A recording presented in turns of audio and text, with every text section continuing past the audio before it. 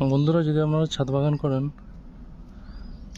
তবে কোনো গাছ রাখুন বা না রাখুন, এই 12 মাসি মিষ্টি কামরাঙা অবশ্যই একটা রাখবেন।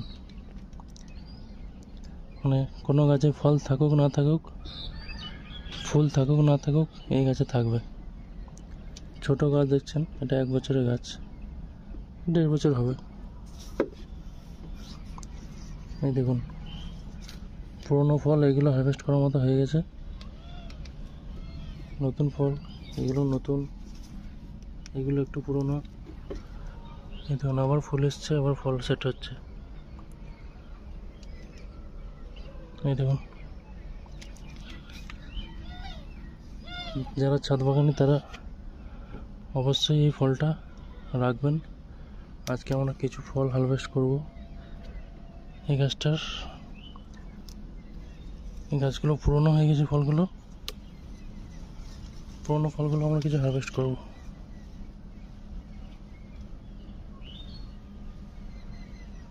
মুচকে যাচ্ছে, ছিঁড়ছে না। এই দেখুন,